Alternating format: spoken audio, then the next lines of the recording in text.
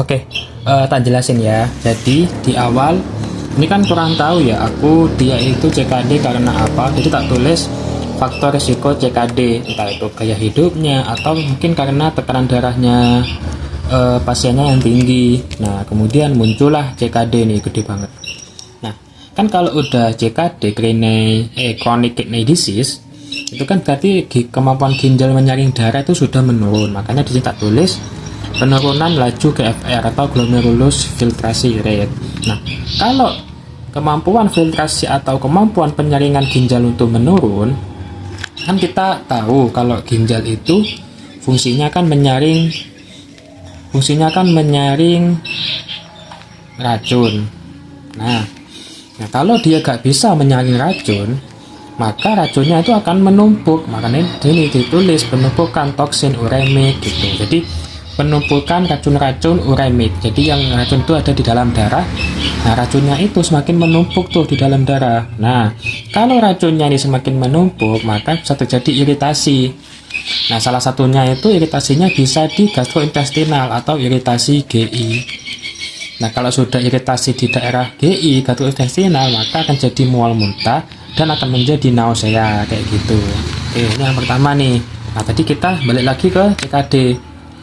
Nah, tadi aku udah bilang kalau CKD itu bisa menurunkan laju GFR. Nah, kalau laju GFR atau filtrasi saringan dari darah itu menurun, maka penurunan aliran darah ke ginjal itu juga menurun.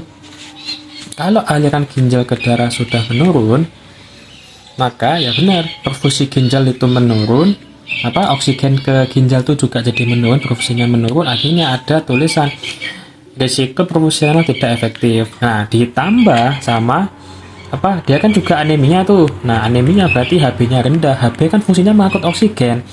Pengangkutan oksigennya juga menjadi rendah, sehingga balik lagi ke sini perfusi ginjal menjadi menurun. Makanya ini ada hubungan ke sini juga, ada dua ini yang dia akan menjadi perfusi ginjal menurun dan akan menjadi diagnosa risiko perfusi renal tidak efektif.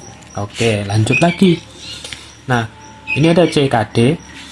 Nah, salah satu fungsi ginjal itu adalah memproduksi eritroprotein.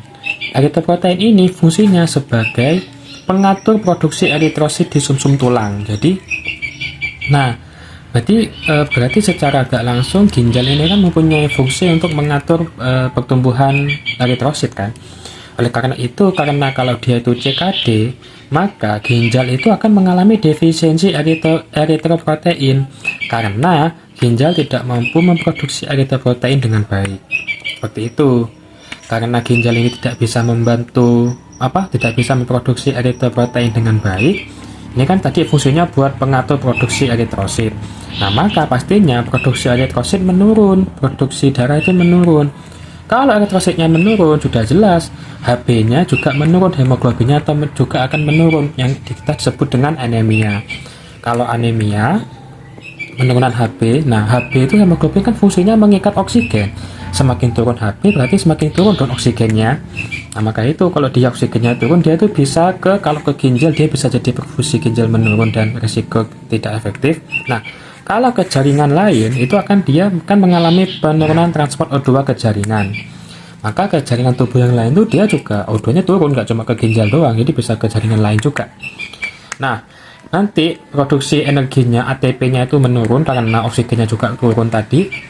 Nah, kalau sudah ATP energi menurun, pasti tanda tanya kayak gitu, lelah, pusing, dan lain-lain, cuma udah lelah.